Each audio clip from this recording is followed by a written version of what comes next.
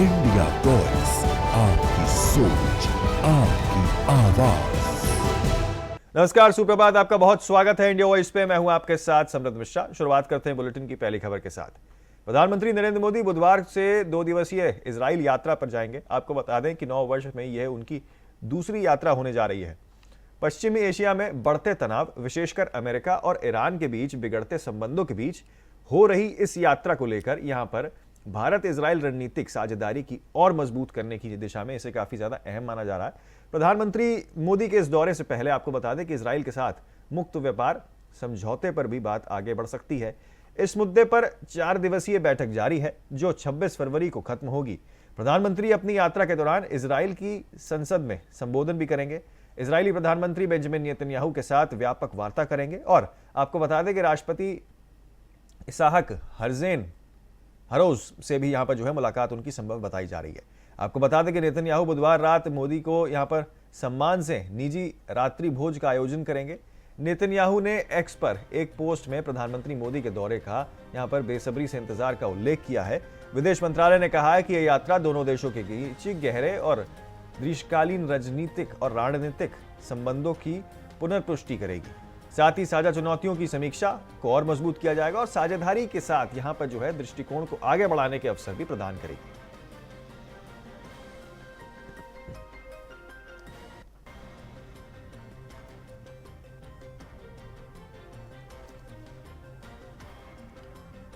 तो आपको बता दें किस तरीके से इजराइल के साथ मुक्त व्यापार समझौते पर चर्चा जो है वो देखने को मिलेगी। प्रधानमंत्री मोदी का 2 दिवसीय इजराइल यात्रा जो है वो रहने वाली है। 9 साल में जो है उनकी दूसरी यात्रा ही जो है मानी जा रही है। इजराइल के साथ मुक्त व्यापार समझौते पर भी जो है चर्चा यहां पर प्रधानमंत्री मोदी करते हुए नजर आ सकते हैं। इजरायली पीएम ने यहां पर साफ तौर पे इस पूरे चीज को लेकर अपनी जानकारियां जो है वो साझा की हैं और एक्स पर यहां पर उन्होंने पोस्ट के जरिए कहा है कि मेरा प्रधानमंत्री का बेसब्री से इंतजार मुझे है। तो आपको बता दें किस तरीके से इजराइल यात्रा को लेकर अब दोनों ही देशों के बीच व्यापक चर्चाएं भी सामने निकल के आ रही हैं और प्रधानमंत्री के 2 दिवसीय इजराइल यात्रा को लेकर अब जो है चर्चाएं तो तेज हो गई हैं, लेकिन साथ ही इजराइल के साथ मुक्त व्यापार समझौते पर भी जो है चर्चा यहां पर संभव बताई जा रही है, जिसमें दोनों देशों के बीच यहां पर वार्ता हो सकती है। दोनों ही देशों के प्रधानमंत्रियों के बीच, चाहे बेंजामिन नेतन्याहू हो इजरायली पीएम या फिर भारत के प्रधानमंत्री हो प्रधानमंत्री नरेंद्र मोदी, दोनों के बीच यहां पर जो है अब इस 2 दिवसीय यात्रा को लेकर कई सारी चर्चाएं और एक तरीके से बेसब्री से इंतजार दोनों ही नेताओं को यहां पर इस यात्रा के लिए।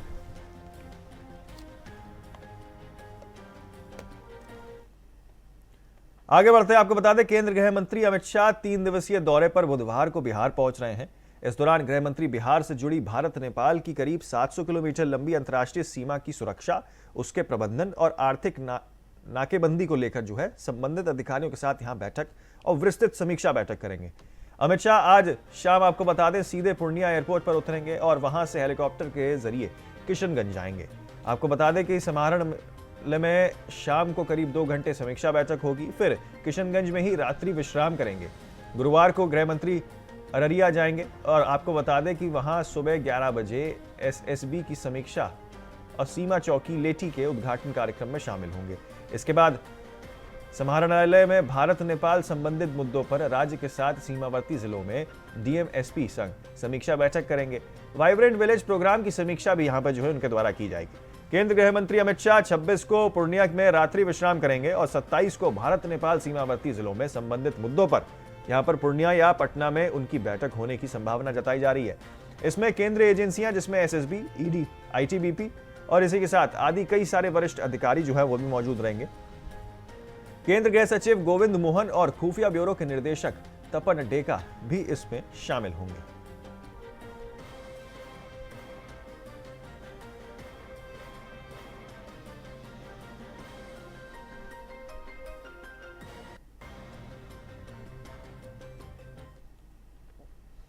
आगे बढ़ते हैं, आपको बता दें कि रूस और यूक्रेन के बीच सीजफायर के लिए संयुक्त राष्ट्र महासभा में एक प्रस्ताव जो है वो वोटिंग हुई है। इसमें 107 देशों का समर्थन मिला है।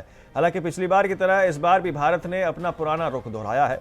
भारत ने इसे मौसाद प्रस्ताव का मतदान बताते हुए इसमें हिस्सा नहीं लिया है। इस प्रस्ताव में रूस और यूक्रेन के बीच तत्काल पूर्ण और बिना शर्त युद्ध विराम की मांग की गई है। आपको बता दें कि यूक्रेन के राष्ट्रपति जेलेंस्की ने प्रस्ताव का समर्थन करने वाले सभी 107 देशों का आभार व्यक्त किया है। उन्होंने इसे स्थायी शांति, पूर्ण युद्ध विराम और यूक्रेन नागरिकों की वापसी के लिए एक बेहद महत्वपूर्ण कदम बताया है। उन्होंने एक्स पर लिखा, मैं उन 107 देशों में से प्रेरित का आभारी हूं जो आज संयुक्त राष्ट्र में जीवन की रक्षा के लिए यूक्रेन के साथ खड़े हैं। महासभा ने स्थानीय शांति के समर्थन में हमारे प्रस्ताव को अपनाया है, जिसमें आपको बता दें पूर्ण युद्ध विराम और हमारे लोगों की वापसी का स्पष्ट आह्वान किया गया है। ये सही और आवश्यक कदम है। हम अपने भागीदारी के साथ मिलकर शांति प्राप्त करने के लिए सक्रिय रूप से काम करना जारी रखेंगे।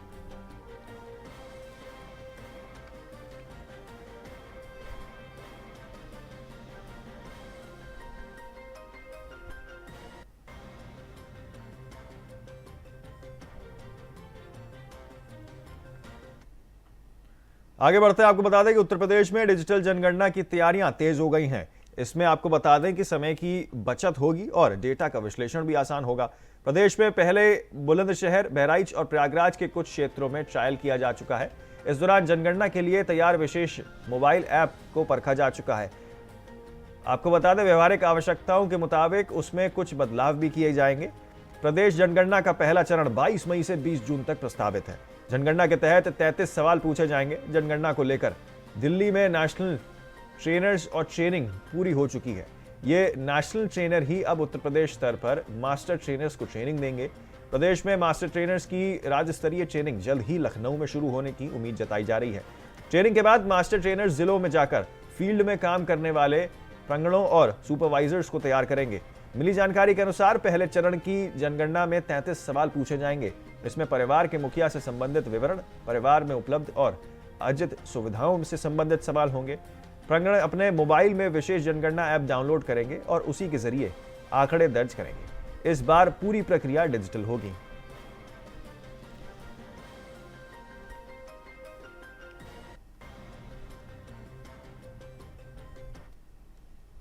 तो उत्तर प्रदेश कांग्रेस कमेटी के प्रदेश अध्यक्ष अजय राय ने ज्योतिष पीठ के शंकराचार्य स्वामी अभिमुक्तेश्वरानंद सरस्वती के खिलाफ प्रयागराज में हुई एफआईआर की कार्रवाई को लेकर यहां सीधे तौर पर सरकार पर घेरा और हमला किया।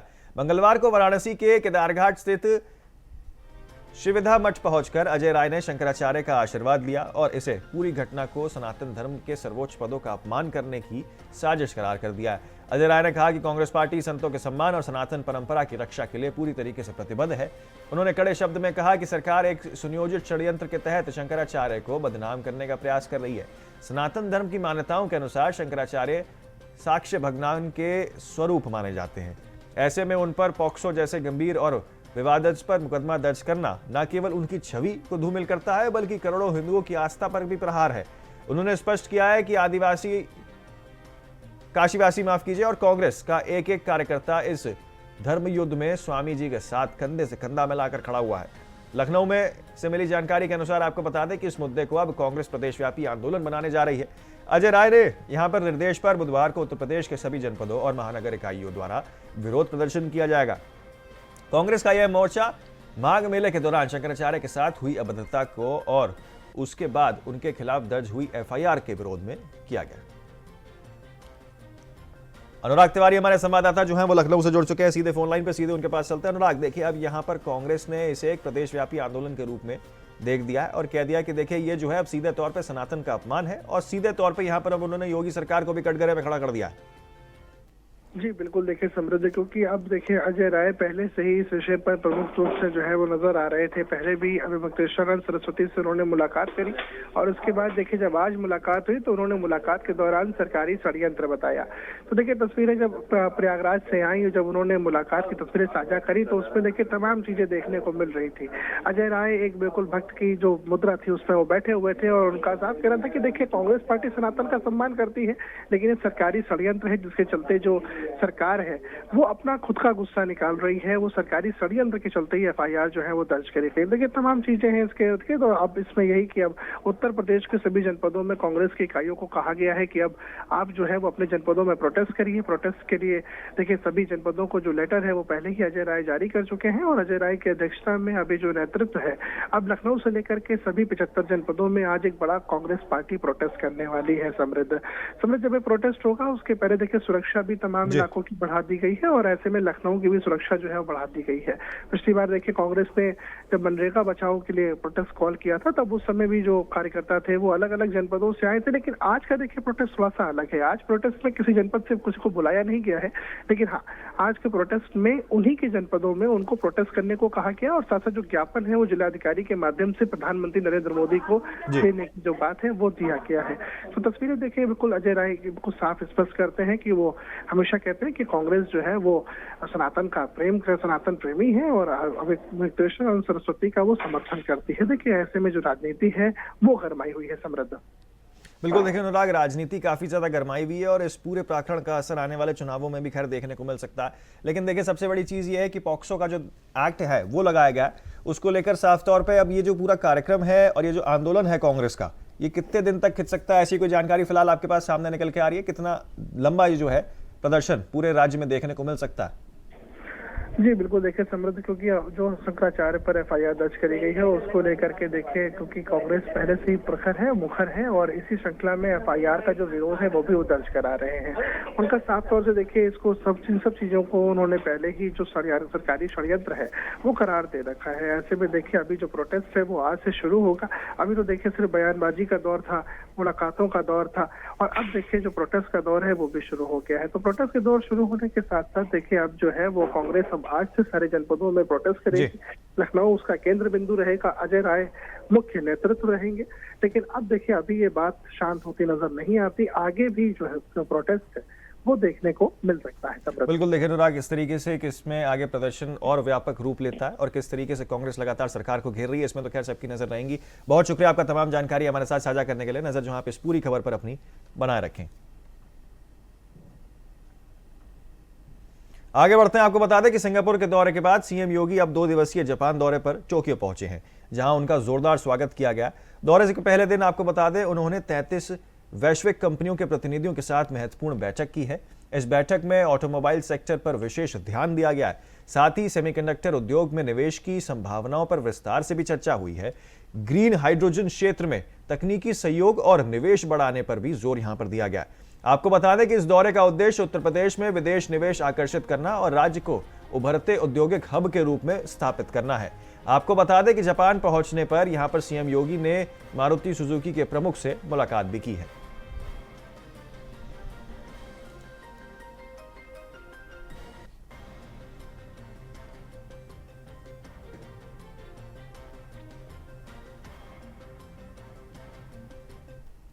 तो टॉप नक्सली लीडर देवजू ने तेलंगाना पुलिस के सामने जो है यहां सरेंडर कर दिया है। आपको बता दें कि उसके साथ 3 अन्य नक्सलियों ने भी आत्मसमर्पण किया है। देवजू 1983 से अंडरग्राउंड था। वे वर्तमान में सेंट्रल मिलिट्री कमीशन के प्रभारी के रूप में छत्तीसगढ़ में सक्रिय था। देवजू ने यहां आपको बता दें दशकों तक संगठन में महत्वपूर्ण भूमिका निभाई है। देवूजी का यह सरेंडर नक्सलवाद के लिए एक बड़ा झटका माना जा रहा है। सदन रहे सरकार ने यहां पर जो है नक्सलवाद के खात्मे के लिए 31 मार्च तक की डेडलाइन तय की है। टॉप नक्सल लीडर कमांडर देवीजू की पूरा नाम असल में थिपिरी तिरुपति है। वे सीपीआई माओवादी का खास रणनीतिकार भी रहा है। और आपको बता दें कि देवूजी ने यहां मंगलवार को सेंट्रल कमेटी मेंबर मल्ला राजी रेड्डी के साथ Telangana police directorate general of office यानी कि डीजीपी बी शिवधर रेड्डी की मौजूदगी में सरेंडर किया है। देवूजी सीपीआई माओवादी के एक खास सेंट्रल कमेटी का सदस्य और पोलित ब्यूरो का भी जो है यहां पर सदस्य रह चुका है। देवीजू और राजा रेड्डी के साथ 2 अन्य उग्रवादी बड़े चोक्का राव उर्फ जगन और नेनू भी जो है यहां पर उर्फ गंगना ने भी हथियार जो है यहां डाल दिए हैं। सरेंडर से पहले आपको बता दें कि देवीजू नक्सलवाद संगठन के सेंट्रल मिलिट्री कमीशन के इंचार्ज की जिम्मेदारी संभाल रहा है। वे छत्तीसगढ़ के मार्च से काम करता था। उसने 1982 में यहां पर जगतिलिया जिले के कोरुतला में इंटरमीडिएट की पढ़ाई की। इसी दौरान उसका रुझान यहां पर आरएसयू की तरफ हो गया।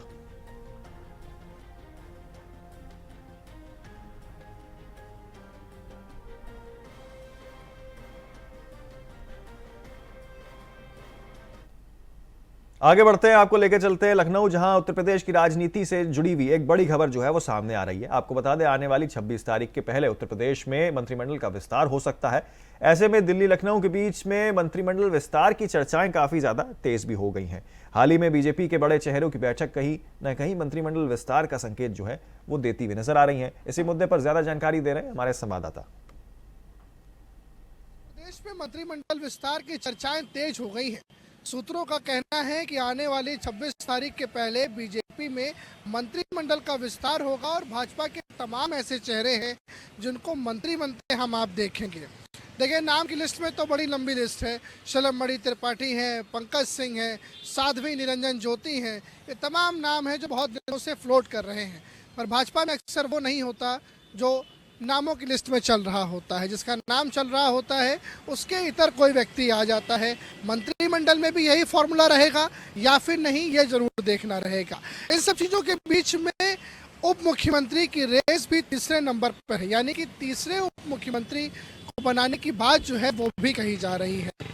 राजनीतिक पंडितों का कहना है कि पश्चिमांचल और अवध काफ़ी मजबूत है, क्योंकि तमाम बड़े नेता यहीं से आते हैं। डिप्टी सीएम ब्रजेश पाठक अवध क्षेत्र से आते हैं, पंकज चौधरी, केशव प्रसाद मौर्य पूर्वांचल क्षेत्र से आते हैं।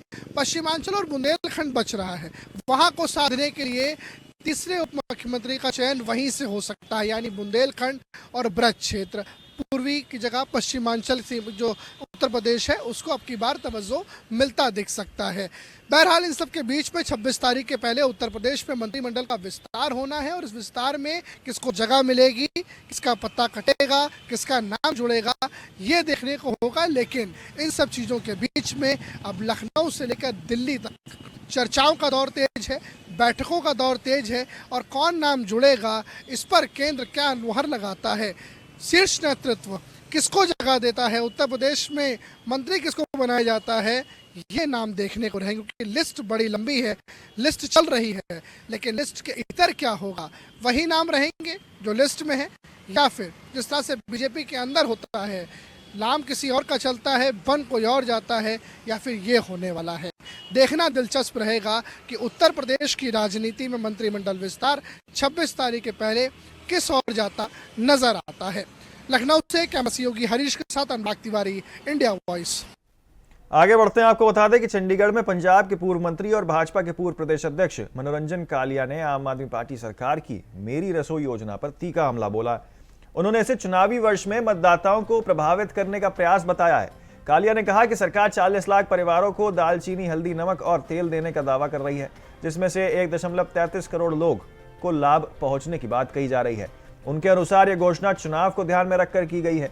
उन्होंने ये भी कहा है कि इस वर्ष 10 लाख रुपए की सेहत बीमा योजना लाई गई थी, जिसमें 1 लाख रुपए तक का बीमा यूनाइटेड इंडियन कंपनी द्वारा और 9 लाख रुपए का बीमा स्टेट हेल्थ एजेंसी के माध्यम से जाने की बात कही गई है। कालिया ने दावा किया है कि इस योजना को लेकर उठाए गए सवालों का सरकार ने अब तक कोई जवाब नहीं दिया है। कालिया ने आरोप लगाया कि आम आदमी पार्टी सरकार अपने चुनावी वादों को पूरा करने में विफल रही है। उन्होंने कहा कि महिलाओं को 1000 प्रतिमाह देने, 25 लाख युवाओं को रोजगार उपलब्ध कराने और 1 महीने में पंजाब को भ्रष्टाचार मुक्त कराने जैसे वादे पूरे नहीं हुए हैं। सुनिए।